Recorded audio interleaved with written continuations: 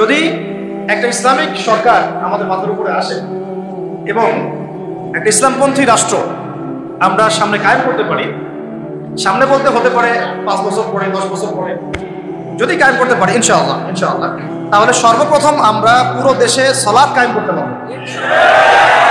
সালাত কায়েম করতে পারবো, কায়েম। আমরা এখন নামাজ পড়ি, তাই না? নামাজ কায়েম করি ব্যক্তি জীবনে, পারিবারিক জীবনে, কিন্তু আমরা জাতিগতভাবে কিন্তু নামাজ কায়েম করতে পারি না। আপনি তো চার্জ করতে পারছেন না। আমাদের মুরব্বী ওলামা কেরাম অনেকে এখানে আছেন যে কয়েক বছর আগেই মদিনায় যারা নামাজ পড়তো না, দোকান খোলা থাকতো না আমাদের সময়, তাদেরকে ধরে নিয়ে যাইতো না, গারামা দিত, জরিমানা, অনেকে তো পিটাইতো, জেলও দিত, অনেকে ওই মরুভূমিতে গিয়ে রেখে দিয়ে আসতো, হেঁটে শাস্তি। মানে নামাজ যদি রাষ্ট্র চায় তাহলে জনগণকে পড়াতে পারে। রাষ্ট্র যদি চায় জনগণকে মার্চ পড়াতে পারে না? রাষ্ট্র যদি চায় তাহলে জনগণকে নামাজও পড়াইতে পারবে ইনশাআল্লাহ।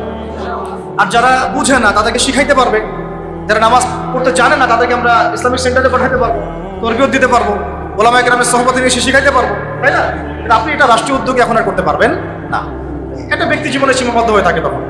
তো ব্যক্তি জীবনে থাকলে তো আপনি পড়লেও কি না, মানে পড়লে কেউ চার্জ করার নাই, না পড়লেও কেউ চার্জ করার নাই, এটা আপনার ব্যক্তিগত বিষয়ের সাথে নিসবত হয়ে গেল। কিন্তু জাতিগতভাবে কিন্তু নামাজ কায়েম হলো না। কিন্তু নবী সাল্লাল্লাহু আলাইহি ওয়াসাল্লাম কি মসজিদে কোনো সাহাবী না আসলে বা আসতে না পারলে খোঁজ দিতেন না? ওমর রাদিয়াল্লাহু আনহু খোঁজ দিতেন না? ওখানে কি এমন কোনো মুসলিম ছিল যিনি নামাজ পড়তেন না? তো এই একটা বিষয়, দেখেন আমরা কিন্তু এটা করতে এখন পারি। আপনি বলছেন 90% মুসলিমের দেশ, দেখেন 70% নামাজ পড়ে না। শুধু নামাজ না, তখন আপনি চাইলে প্রাইমারি লেভেলে, প্রাইমারি স্কুলে কোরআন শিক্ষা বাধ্যতামূলক করতে পারতেন না? হাই স্কুলে আরবি ভাষা শিক্ষা বাধ্যতামূলক করতে পারতেন, কোরআনের কিছু অনুবাদ তো বাধ্যতামূলক করতে পারতেন, সিলেবাস মুক্ত করতে পারতেন। অনার্স লেভেলে গিয়ে আমাদের এই ভাইরা তারা কোরআনের তাফসীর করতে পারতো, তরজমা করতে পারতো, হাদিসের এরাব দিতে পারতো, ইবারত করতে পারতো। তারা কি পারে? 95%ই পারে। মাস্টার্স লেভেলে গিয়ে তারা ইফতা দেওয়ার মতো যোগ্যতা হয়তো অর্জন করতে পারতো। আরো অনেক কিছু করা সম্ভব ছিল, কিন্তু এটা আপনি রাষ্ট্রীয়ভাবে এখন করতে পারছেন। তাহলে একটা বিষয় হচ্ছে, দেখুন এক্সাম্পলটা বুঝেন, এখানে তো অনেক ফ্যাক্টরি আছেন আপনাদের এখানে, এটা দেখে মনে পড়লো আর কি উদাহরণটা, যে দেখেন ধরেন আমি একটা চাদর পরেছি, এটা ধার করছি আর কি, আমার ধার। ধরেন আমি একটা চাদর পরেছি, এখন এই চাদরটা ধরেন যে এক ভাই হাতে সেলাই করছে, 10 জন মিলে হাতে সেলাই করছে, 10টা চাদর উৎপন্ন হচ্ছে, আর এখানে একটা চাদর তৈরির ফ্যাক্টরি আছে, উৎপাদন কার বেশি হবে? ইসলামিক রাষ্ট্র হচ্ছে একটা ফ্যাক্টরি মতো কাজ করবে, যা ইসলাম আরো অনেক বেশি ছড়াই দিতে পারবে, যেটা ব্যক্তিগতভাবে অতটা সম্ভব হয়ে ওঠে না। দাওয়াতের মাধ্যমে হয়, দাওয়াতের মাধ্যমে ব্যক্তিগত ইসলাম হয়, মানুষ ফিরে আসে, কিন্তু বড় পরিসরে ইসলাম কায়েম হয়। বরং আমরা ইসলাহের যত মেহনত করি, ওরা ওদের শয়তানি শক্তি দিয়ে ওইটাকে আবার নস্যাৎ করার চেষ্টা করে, তাই না? আমরা ইসলাম করে মানুষকে আল্লাহর পথে ডাকার চেষ্টা করি, ওরা গান বাজাই দিল, কনসার্ট করাই দিল, পর্নোগ্রাফি চালু করে দিল, মেয়ে নাচাই দিল, আল্লাহ বিরুদ্ধে আইন 4টা-5টা চালু করে দিল, বাস আপনার মেহনতের উপর পানি পড়ে গেল, তাই না বিষয়টা? অথচ যদি আমরা একটা ইসলামিক স্টেটের দিকে যেতে পারতাম, ইসলামিক রাষ্ট্র ব্যবস্থার দিকে, তাহলে ওই ক্ষমতা আমাদের হাতে থাকতো যে তারা উপরের লেভেল থেকে ইসলাম বিরোধী কোনো শক্তিকে মানে আমাদের উপর চাপিয়ে দিতে পারত। 1 নম্বর হচ্ছে আমরা নামাজ প্রতিষ্ঠা করতে পারতাম জাতিগতভাবে, যেটা আমরা এখন পারছি না। 2, আমরা যাকাত কায়েম করতে পারতাম, যাকাত প্রতিষ্ঠা করতে পারতাম রাষ্ট্রীয়ভাবে। এটা মুসলিমদের জন্য বলছি, নামাজ এবং যাকাতের বিষয়গুলো। অমুসলিমদেরকে নিয়ে তো আমাদের এখন এভাবে ফিকির নাই। তারা আমাদের রাষ্ট্রে থাকবে, আমরা সহ অবস্থান করব, আমরা তাদের ধর্ম পালনে কোনো বাধা দিব না, আবার আমরা তাদের ধর্ম পালনের অংশও হব। মানে না আমি মূর্তি ভাঙতে যাব, আর না আমি মূর্তি পাহারা দিব, আর না আমি মূর্তি করে দিব। তারা লাকুম দীনুকুম ওয়ালিয়া দীন, তোমাদের দিন তোমরা পালন করো, আমাদের দিন আমরা পালন করব। এবং তোমরা আমাদেরকে জিজিয়া দিবা। কি দিবা? এই জিজিয়া কেন দিতে হবে? কারণ এই জিজিয়ার বিনিময়ে আমরা তাদের জান, মাল, সম্পদ, সন্তান সবকিছু নিরাপত্তার দায়িত্ব নেব, যেটা মদিনা রাষ্ট্রে ছিল। এটাকে বলা হয় যে তারা ইসলামিক রাষ্ট্রের মধ্যে আমাদের জিম্মায় থাকে, জিম্মা শব্দ তো এরা বুঝে না, এরা মনে করে জিম্মা মানে মনে হয় জিম্মি, হ্যাঁ তাই না? বলে না যে জিম্মি করে ফেলছে। জিম্মি মানে তো একজনকে অন্যায়ভাবে আটকে রাখা, এটাকে জিম্মি। এই দেখেন আরবির যে কত অবস্থা খারাপ আমাদের দেশে। জিম্মি আর জিম্মা এটা কি এক হইল? জিম্মি হচ্ছে কি কাউকে অন্যায়ভাবে আটকে রাখা, আর জিম্মা মানে আপনার জান আমার জান, আপনার মাল আমার মাল, আপনার সন্তান আমার সন্তান, আপনার পরিবার আমার পরিবার। আপনি আমাকে জিজিয়া দিবেন, আপনার পুরো জান, মাল, ইজ্জত, পরিবারের দায়িত্ব আমাদের। কেউ আপনাদের দিকে বাঁকা চোখে তাকাতে পারে যদি তাকাইতে আসে কোনো মুসলমানও যদি আপনার উপর জুলুম করতে আসে, আমরা ওই মুসলমানের হাত কেটে ফেলে দেব যখন আপনার উপর জুলুম হবে। তখন যদি আপনি মাজলুম হন আর মুসলিম জালেম হয়, তাহলে আমরা তার বিরুদ্ধে ব্যবস্থা নেব। এটা হচ্ছে জিম্মাদারি। এরা দেখলাম যে এতটুকু বুঝে না। আমাদের একটা স্ট্যাটাস নিয়ে দেখলাম ভারতীয় একটা মিডিয়া এইসব অপপ্রচার চালাইছে, যে উনি বলছে যে অমুসলিমদেরকে জিম্মায় নিয়ে চলে আসবে। আরে ভাই, জিম্মা তো ভালো শব্দ। জিম্মা এত বড় শব্দ যে মানে আমার সন্তান যদি আপনার বিরুদ্ধে অন্যায় করে, আমি আমার নিজের হাতে সন্তানকে শাস্তি দেব, এটা হলো জিম্মা। যাই হোক, এটা তারা বুঝে না। এটা তাদের জন্য না, এই সালাত এবং যাকাতের বিষয়টা কাদের জন্য না, মুসলিমদের জন্য। অমুসলিমদের জন্য এটা নয়। আমরা তাদেরকে দাওয়াত দিব। কি করবো? তাদেরকে দাওয়াত দিব। যাকাত প্রতিষ্ঠা করা সম্ভব কিভাবে? আমরা রাষ্ট্রীয়ভাবে আমাদের যাদের নেশাব পরিমাণ সম্পদ হয়েছে একেবারে তালিকাভুক্ত করে, শুমারি করে, একটা প্রশাসনের বাহিনীকে লাগিয়ে দিয়ে এটাকে আমরা মানে উত্তোলন করতে পারি কিনা?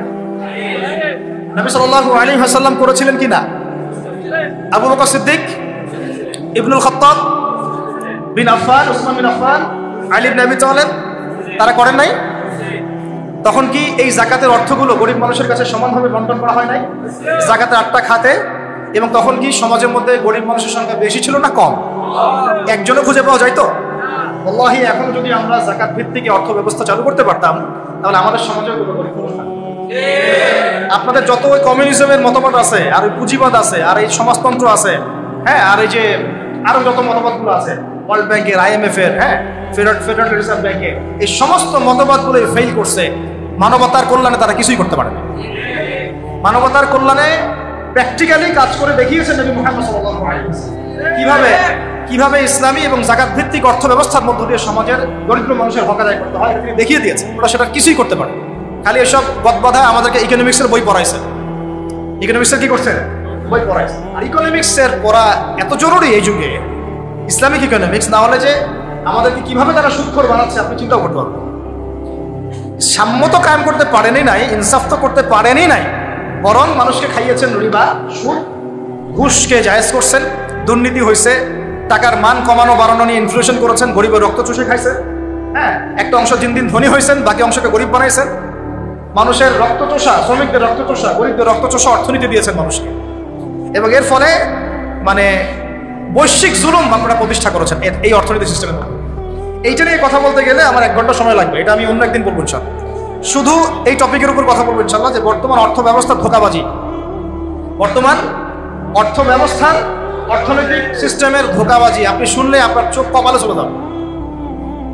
আসলে যারা কম জানে ওরা ঘুমাইতে পারে শান্তিতে, যারা আসলে জানে তারা ঘুমাইতে পারে।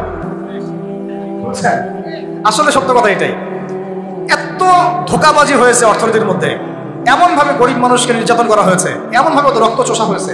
আল্লাহর কসম করে বলতেছে, বাংলাদেশের বেশিরভাগ মানুষ এটার হদিসই নাই, তারা জানেই না। আল্লাহ পাক আমাদেরকে বোঝার তৌফিক দান করেন। এখন এই যাকাত ভিত্তিক অর্থ ব্যবস্থা প্রতিষ্ঠা করা কিন্তু এখন ব্যক্তিগতভাবে সম্ভব নয়। ব্যক্তিগতভাবে সম্ভব, রাষ্ট্রীয়ভাবে যদি রাজনৈতিক ক্ষমতা আমরা যেতে পারতাম ইসলামপন্থীরা, তাহলে এটা সম্ভব ছিল। 3 নাম্বার দেখুন, যে আমাদের যে বাজার আছে, বাজার বলতে 2 রকম বাজার, একটা হচ্ছে আঞ্চলিক বাজার, একটা হচ্ছে বিশ্ব বাণিজ্য। এই দুটো বাজারের মধ্যে হারাম আছে না, হারাম পণ্য আছে না, মাপে কম দেওয়ার বিষয় আছে না, সিন্ডিকেট আছে না, থার্ড পার্টির তেলেসমাতি আছে না, এই সমস্ত বিষয়গুলোকে আমরা নিয়ন্ত্রণ করতে পারছি না। কিন্তু ইসলামী অর্থ ব্যবস্থা থাকলে বা ইসলামী বাজার ব্যবস্থা থাকলে, ইসলামিক যদি আমরা কি বলবো সাম্যের ইকোনমি যদি আমাদের সামনে থাকতো, তাহলে আমরা এই প্রত্যেকটা হারামকে বন্ধ করতে পারতাম।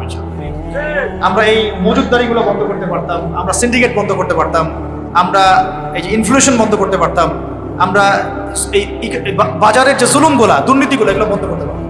এগুলো কিন্তু আমরা বন্ধ করতে পারি। ইনস্ট্যান্ট শাস্তির আওতায় আনা সম্ভব ছিল, আমরা এটা করতে পারছি না শুধুমাত্র ইসলামিক বিধান না থাকার কারণে। আল্লাহ পাক আমাদের বোঝার তৌফিক দান করুন। তারপরে দেখুন 4 নম্বর হচ্ছে আমাদের পুরো অর্থ ব্যবস্থায়, এটা ভালো করে বোঝেন, পুরো অর্থ ব্যবস্থায় ইকোনমিক সিস্টেমের মধ্যে 3টা জিনিস খুব মোটা দাগে আছে। একটা হলো জুলুম, একটা হলো খেয়ানত, একটা হচ্ছে দুর্নীতি। বললাম জুলুম, খেয়ানত, দুর্নীতি, এই 3টা আমরা দূর করতে পারি নাই আমাদের অর্থ ব্যবস্থা থেকে। যদি ইসলামিক অর্থ ব্যবস্থা থাকতো, যাকাত ভিত্তিক, সাদাকা ভিত্তিক, কৃষি ভিত্তিক, শিল্প ভিত্তিক, হালাল বাণিজ্য আঞ্চলিক এবং বৈশ্বিক, তাহলে দেখতেন ইনশাআল্লাহ সমস্ত জায়গা থেকে জুলুম, তারপরে আপনার এই খেয়ানত এবং এই দুর্নীতি একটাও স্থান পেত না। কারণ এটাতে জনগণকে আমরা তখন আল্লাহর কাছে জবাবদিহি করতে বাধ্য করতাম এবং আল্লাহ পাকের বিধান অনুযায়ী বিচার ফয়সালা করতাম। আল্লাহ পাকের বিধান অনুযায়ী বিচার ফয়সালা করা হতো, তখন তারা এই সাহসটা পেত না। 5 নম্বর হচ্ছে দেখুন যে ইসলাম বিরোধী যত মতবাদগুলো আছে, যেমন ধরেন কয়েকটা কথা তো বললাম, যেমন ইসলাম বিরোধী অনেক মতবাদ, আসলে তারা তো বুঝতে পারেন না যে কমিউনিজম একটা ইসলাম বিরোধী মতবাদ, সেকুলারিজম একটা ইসলাম বিরোধী মতবাদ, এগুলো তো পলিটিক্যাল, এর বাইরে সামাজিক অনেক ব্যাপার আছে। যেমন ইসলাম বিরোধী বিভিন্ন মতবাদ সংস্কৃতি, কাদিয়ানি মতবাদ ধরেন, তারপরে ইসাই মুসলিমদের ফিতনা করছে। ইসলাম বিরোধী যত মতবাদ, যেমন এই কমিউনিজম বা so-called communism, so-called democracy, so-called secularism, বা এই যে LGBT, তারপরে রিবা, কাদিয়ানি মতবাদ, এনজিওদের সুদের ফিতনা, ইসাই মুসলিমদের ফিতনা, যত ইসলাম বিরোধী মতবাদগুলো আছে এগুলোকে রাষ্ট্রীয়ভাবেই আস্তে আস্তে আস্তে মিটিয়ে ফেলা সম্ভব ছিল।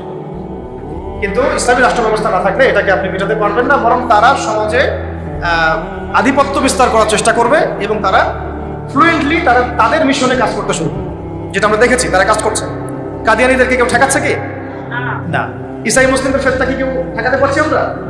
আমরা হয়তো দাওয়াত দিতে পারছি, বুঝাতে পারছি, ওদের এলেমের এগেনস্টে আমরা আমাদের এলেম জাহির করতে পারছি, মোনাজারা হচ্ছে, কিন্তু ওদের উপর কোনো কঠোর ব্যবস্থা কিন্তু আমরা গ্রহণ করতে পারছি না। ওটা ব্যক্তিগতভাবে সম্ভব হচ্ছে না, কিন্তু রাষ্ট্র থাকলে আমরা পারতাম। LGBTQ, যে ওরা বলছে LGBTQ বইয়ের মধ্যে নিয়ে আসতেছে, রাস্তায় মানববন্ধন করছে, অধিকার চাচ্ছে, আইন পাস করতে বলছে, সমকামিতার আইন পাস করতে বলছে, সুদ তো আগেই হালাল করে ফেলছে তারা, মদের লাইসেন্স তো আগেই দেওয়া হয়েছে, পতিতালয়ের লাইসেন্স আগেই দেওয়া হয়েছে। আর ইসাই মুসলিমরা কাজ করতেছে, শুধু এনজিওরা কাজ করতেছে, কাদিয়ানিরা কাজ করতেছে। আমরা কি এগুলোর একটাও ঘোরার থেকে কেটে ফেলতে পারছি? এটা আমরা পারতাম যদি আমাদের কাছে ইসলামী শাসন ব্যবস্থা বা ইসলামী একটা ইমারা বা একটা খেলাফত রাষ্ট্র থাকতো। এই জিনিসগুলো আমাদেরকে বুঝতে হবে। আল্লাহ পাকের বোঝার তৌফিক দান। কয়টা বলছি? 5টা। 6 নম্বরটা খুব বেশি ইম্পর্টেন্ট। এটা আমাদের জন্য খুব বেশি ইম্পর্টেন্ট এই কারণে যে এটা জাতির মেরুদণ্ড। আমাদের জাতির মেরুদণ্ড কি? শিক্ষা। এখন আসেন একটু পিছনে ফিরে থাকেন, বিগত 30, 40, 50 বছর, বিগত 30 থেকে 40 বা 50 বছরে জাতীয় শিক্ষা ব্যবস্থার মধ্যে ইসলাম কতটুকু আছে আর কতটুকু নাই? আদৌ কি আছে? জাতীয় শিক্ষা ব্যবস্থা, আমি কিন্তু মাদ্রাসা শিক্ষার কথা বলছি না। আচ্ছা, মাদ্রাসা শিক্ষা ব্যবস্থা প্রণয়ন করতে হলো কেন? কারণ জাতীয় শিক্ষা ব্যবস্থার মধ্যে ইসলাম নাই, তাই। মাদ্রাসাগুলো না থাকলে তো ইসলাম মিটাই ফেলতো তারা। মাদ্রাসাগুলো না থাকলে কি করতো? ইসলাম মিটাই ফেলতো। তো মাদ্রাসার খেদমত তো একটা সুরত। আমার দেশের 80%, 90% মানুষ মুসলিম, কোটি কোটি ছেলে মেয়ে স্কুলে পড়াশোনা করে, কলেজে পড়াশোনা করে, ইউনিভার্সিটিতে পড়াশোনা করে।